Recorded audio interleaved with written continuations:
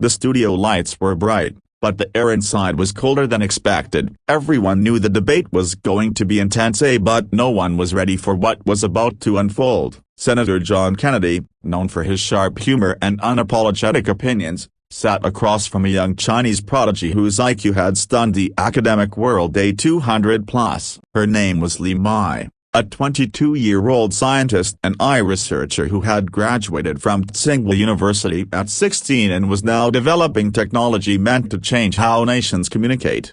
The audience leaned forward as the cameras rolled. It wasn't just another interview, it was intellect meeting experience, a generation of logic facing a lifetime of wisdom. Kennedy began with a polite smile but firm tone. "Miss Lee, your intelligence is remarkable, but some of your research ideas, artificial empathy, emotional algorithms, sound like they're trying to replace humanity itself. Don't you think that's dangerous?" Li Mai didn't flinch. Her voice was calm, almost melodic. "Senator," she replied softly, "danger doesn't come from intelligence, it comes from intention. My goal isn't to replace humanity, it's to help it remember how to feel again." The crowd fell silent. Kennedy leaned back, surprised. For the first time in years, his words didn't find their mark immediately. He looked at her, at this young girl who spoke with the weight of a philosopher, and asked, "And what makes you think machines can teach us that?"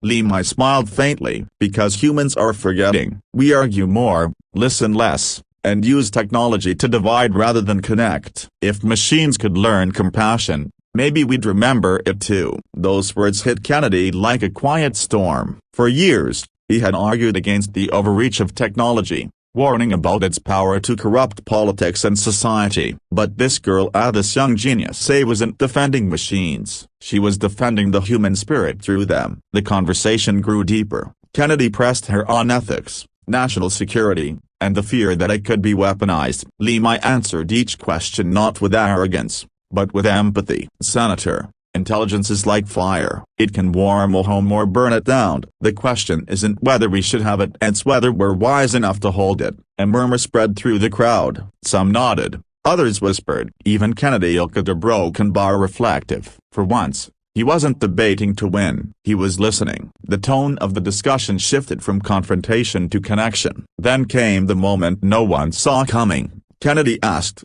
"Li Mai, with your mind, you could have chosen any path. Why risk being criticized by people who fear what you build?" Her answer was so simple it silenced the room. "Because fear is easier to build than hope. And if people like me don't try to balance that, then who will?" For a long second, Kennedy said nothing. His usual wit disappeared. Instead, he smiled gently, his eyes softer than before. "Miss Lee," he said quietly, "you just reminded me why I got into politics in the first place. Not to argue, but to understand." The audience erupted in applause. Even the cameraman, who had seen hundreds of fiery interviews, stood frozen. It wasn't about politics anymore. It was about humanity, the meeting of two minds from different worlds, united by one truth: wisdom doesn't belong to age, gender, or nationality. It belongs to those brave enough to speak it with heart. By the end of the show, social media was ablaze. Clips of Li Mai's words spread across the globe. Hashtags like #WisdomOverWar and #KennedyMeetsGenius trended worldwide. People weren't just sharing a debate, they were sharing a moment of awakening. And as Kennedy walked off the stage,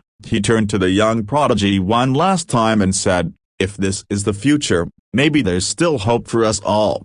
That night, millions didn't just see a confrontation, they witnessed a bridge being built, between nations, between generations, and between logic and heart. A reminder that sometimes, the smartest person in the room isn't the one who knows the most, but the one who still believes in the good we can become.